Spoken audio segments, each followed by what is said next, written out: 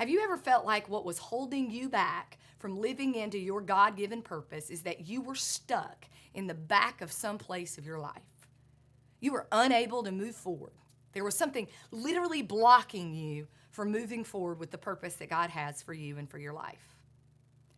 20 years ago, on September 11th, 2001, 40 passengers got on a plane, Flight 93, headed from Newark, New Jersey to San Francisco, California. There was a moment where 40 passengers are huddled in the back of a plane.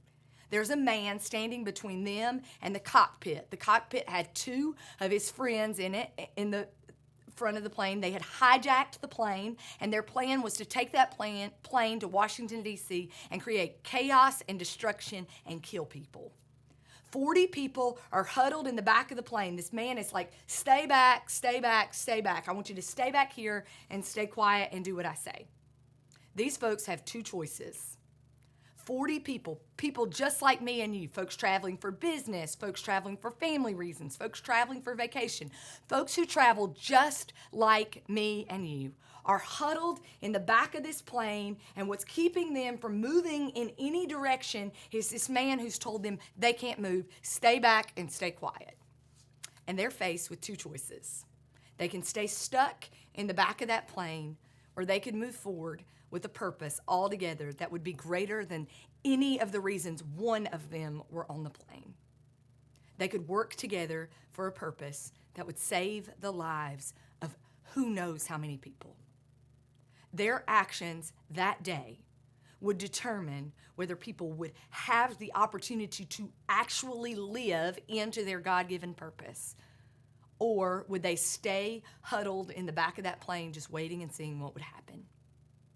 They chose to radically be generous people, to stage a takeover of the cockpit of the plane, and at 10:03 a.m. the plane crashed, killing every person on board in a rural field in Pennsylvania, but saving the lives of probably thousands of people, preventing destruction from who knows what in Washington, D.C.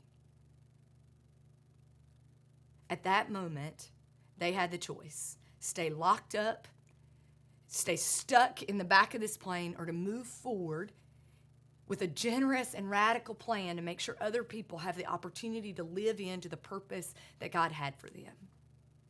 And they chose. They chose to be people who were ready to give whatever it took to make sure other people had the opportunity to live into their purpose. I share that story for this reason. As the people of God, we have that choice all the time. We can stay stuck in the back of whatever thing in our lives we want to stay stuck and locked up in, or we can choose generosity, which is being readily available to give whatever it is we have to move forward and make sure other people get to live into the purpose that God has for them in their lives. This has been a choice God's people have made since the very beginning of time. Adam and Eve are in this garden with everything they could ever want. God gives them two choices, right? They could enjoy this beautiful and abundant garden and life that they have, or they could eat from this tree that God asked them not to eat from. They chose to eat from that tree, and then they were faced with two choices again. They could hide behind fig leaves with their pain and their shame and their brokenness for making that decision, or they can move forward and work in the garden, create new life, work and till the garden and create new things for people to eat and a new way to live. They could live into God's purpose anyway, or they could hide behind their shame and their brokenness. God's generous love allowed them to make the choice to do the latter, to create new life, to till the fields and create just new things in the world. They chose the latter. They chose not to be hidden behind their shame and brokenness, locked up in that, and they chose instead to create new life, to live into their purpose and create avenues for other people to live into their purpose. Moses has a choice. He's a leader. He was born as a baby. He's taken out of the Nile River by the king, the Pharaoh's daughter. He's taken back to the palace. He grows up there. He lives in this place of power and wealth and prestige. He's locked up in that place. And Moses gets to a point in his life where he's like, this isn't giving me joy. I feel locked up in the back of prestige and wealth, and I don't have any joy or freedom. I don't like this. God leads him to a burning bush and tells him, you have two choices, Moses. You have the choice to stay with the Pharaoh, stay in that wealthy life that you're living, or you can move forward and lead the people of Israel, these Hebrew people, your people who are stuck in slavery and oppression and are treated terrible. You have a choice. You can lead those people or not. And Moses says, God, I can't speak well. I'm not really gifted to lead. I think I'll choose to live out here in this land all by myself. And God's like, no, don't do that. And Moses eventually decides to live into what it is God has asked him to do, to live into his purpose, and generously and radically share God's love and purpose with a small group of people, to march them across the Red Sea and into the Promised Land, where they could live into the purpose that God has for them. Just like Moses, you have two choices. You can hide behind your insecurity and your pain. You can stay locked up in your wealthy place of privilege, or you can choose to generously and radically move forward into the purpose that God has for you and for your life. Ruth was a woman who had a choice. She could stay in her grief and her pain. Her husband died. And in that time, when your husband dies, you're a woman, you're left with all of these, that's not good. On top of the grief and the pain of missing your best friend, you also have all of these things that you can't do because you're a woman. And so she has the choice. She and her mother-in-law, her husband's mom, they could stay there in that grief and that pain and that misery. They could stay locked up in that. Or God had given them an opportunity out of God's generous love and grace to move to a new place and start a new life. Ruth says, pack your bags, Naomi. We're moving somewhere else. And God opens up this opportunity for them to experience God's generous love and grace through a man named Boaz. And then Ruth has the opportunity to generously share that love and goodness with the world around her. Thank goodness Ruth chose not to stay locked up in her grief and her pain and her misery, but to move forward generously and radically into God's new purpose for her life. 2,000 years ago, Jesus, our Savior, is on his knees in the Garden of Gethsemane. He is praying in agony, God, I know I have two decisions.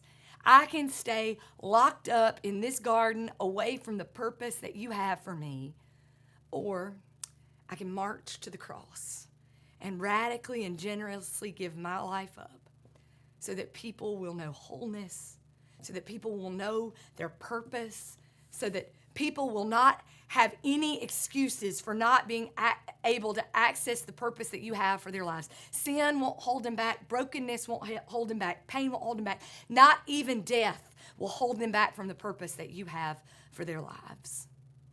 Thank God Jesus chose the second. In prayer, Jesus stands up from the garden. He looks at his disciples and his closest followers, and he says, it's time.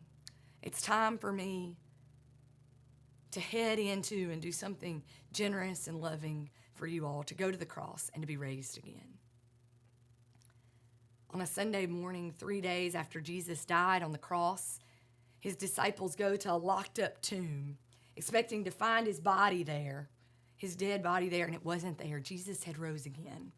Jesus had done exactly what Jesus had promised to do, exactly what God had promised to do. Jesus had risen above death and brokenness and pain and shame, allowing all of us everywhere to live in to the opportunity that God gives us to live into our purpose. We are not held back by sin or shame or pain or brokenness. Not even death can allow us not to live in to the purpose that God has for us. Jesus radically chose that way. The disciples march to the tomb. They find his tomb empty, and they get scared to death. So the 12 of them hide in a room. They lock the door, and the 12 of them are hiding in the room away from the world. And they have a choice. They have a choice in that moment. They can stay in that room, locked up in that way of life, or they can unlock the door, walk outside, and share the good news of a God who's opened up a purpose for every person out there through the work of Jesus Christ. The people can live forgiven and free. They can live healed and with new purpose. The disciples have a choice. Stay locked up in this room that feels safe for them, or unlock the door and go out there and do what it is God has asked them to do, to live in to their purpose, to share the generous and radical love of God.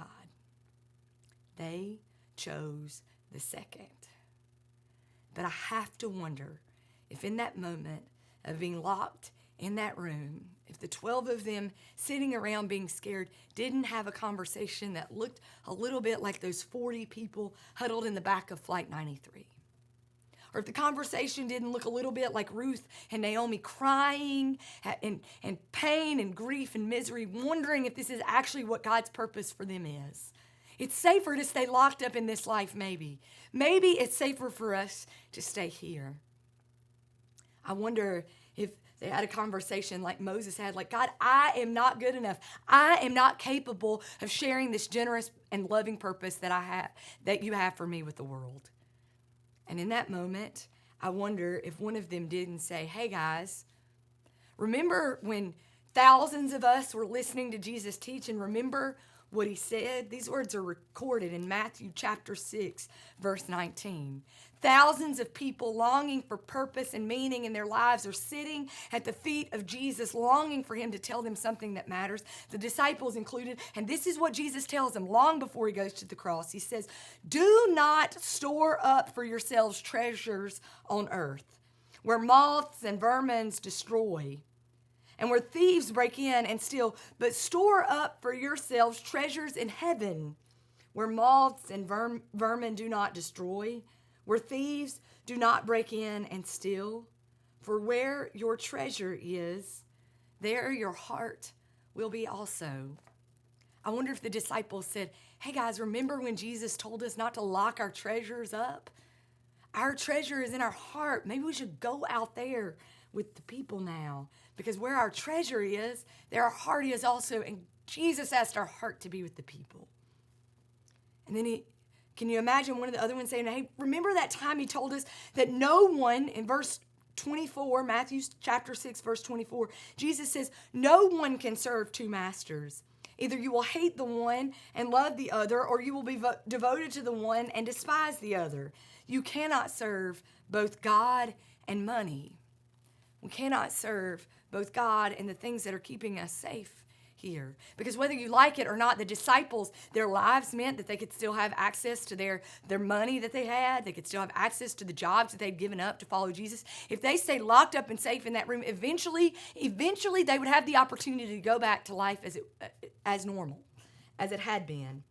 But they remembered that Jesus said, don't store up your treasures where moths and vermin can destroy them. Don't serve two masters. You can't serve God and your money or your wealth or your safety or your security. You can't do both.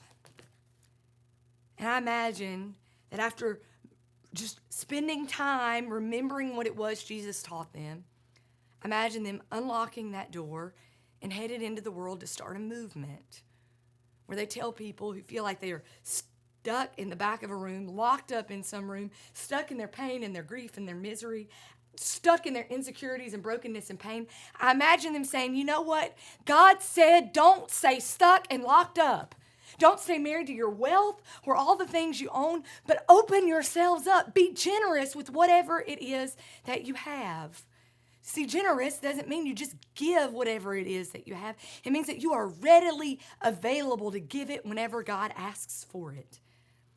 Right now, the reason you may feel locked up and unsafe, the reason you feel like you're locked away, not able to access the purpose God has for your life, is because you might have to ask yourself, what are you holding on tightly to? What door have you locked, trying to keep everything else out and yourself in? What shame or pain or brokenness are you hiding from the world? What insecurities or things you think you're no good at? What are those things you're hiding from the world that's keeping you apart from your purpose of God? It is deeply connected to your ability to be generous.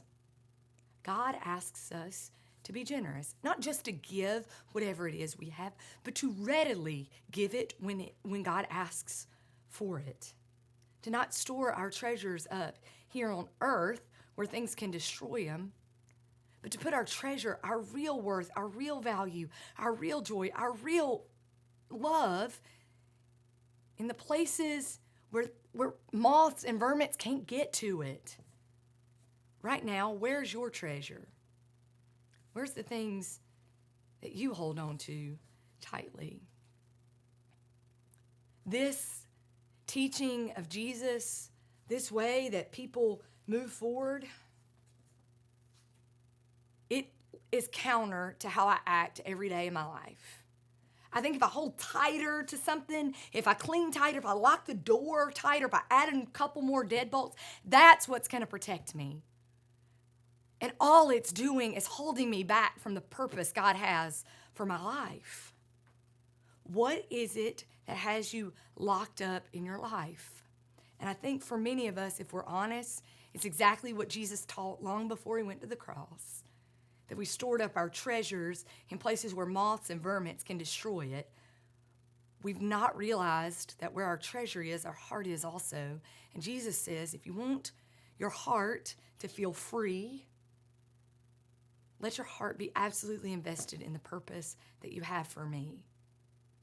And that means that you are a generous person, ready to give whatever it is God asks to give.